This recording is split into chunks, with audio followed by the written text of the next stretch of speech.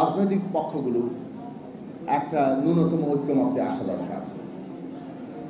আমাদের মধ্যে অনেক দ্বিমত থাকবে, একটা গণতান্ত্রিক সমাজে সেটাই অত্যন্ত স্বাভাবিক। কিন্তু আমাদের মধ্যে যে জায়গায় ঐক্য আছে সেই ঐক্যকে সংহত রেখেই যাতে আমরা দ্বিমতের জায়গায় লড়াই করি।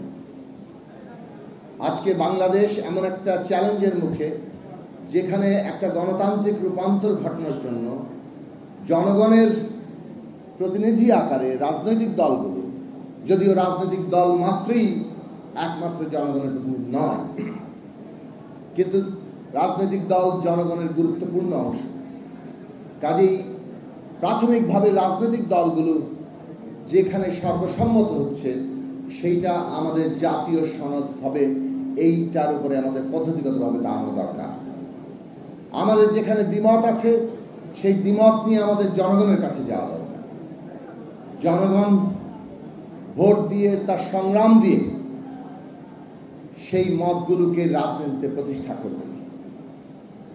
এই পদ্ধতিগত জায়গায় যদি আমরা গ্রহণ করতে পারি তাহলে আগামী নির্বাচন কবে হবে এই নিয়ে বিতর্কের অবসান ঘটবে এবং আমরা আশা করি অন্তর্বর্তী সরকার সংস্কার এবং নির্বাচনের দ্রুত রোডম্যাপ দিয়ে এই অনাকাঙ্ক্ষিত বিতর্কের অবসান ঘটাবেন।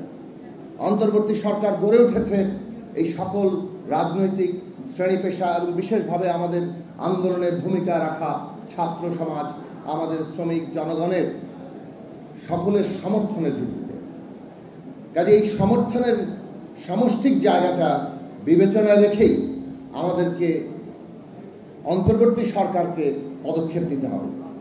অন্তর্বর্তী সরকার মৌলিক প্রশ্নে কনসেনসাসের উপরে দাঁড়াবে, সেইটাই আমাদের আকাঙ্ক্ষা।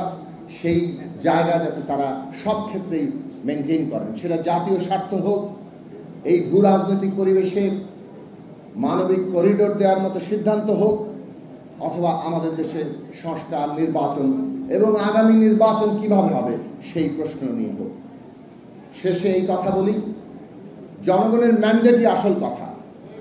কাজে আমরা যা সংস্কার করব, যা রূপান্তর করব, শেষ পর্যন্ত যেহেতু জনগণই বাংলাদেশে কিংবা একটা রিপাবলিকে ক্ষমতার কেন্দ্র, সেই জনগণের ম্যান্ডেট গ্রহণ করতে হবে। আজকে যাই সংস্কার হোক না কেন, শেষ পর্যন্ত জনগণের ম্যান্ডেট নিয়ে তাকে র্যাটিফাই করতে হয়। এটাই যে কোনো রিপাবলিকের পদ্ধতি। কাজেই আগামী নির্বাচন জনগণের ম্যান্ডেট নিতে হলে যে মৌলিক সংস্কারের কথা আমরা বলছি, সংবিধানের মৌলিক সংস্কার, ক্ষমতা কাঠামোর মৌলিক সংস্কার, সেই সংস্কার করতে হলে সংবিধান সংস্কার সভার নির্বাচন এবং আগামী জাতীয় সংসদ নির্বাচন একসাথে করে জনগণের ম্যান্ডেট নিয়ে বাংলাদেশের গণতান্ত্রিক রূপান্তর ঘটানো, সেটাই হবে আমাদের জন্য টেকসই একটা রাজনৈতিক পন্থা। এই কাজে আমরা ন্যূনতম ঐক্যমত্যে পৌঁছাবো।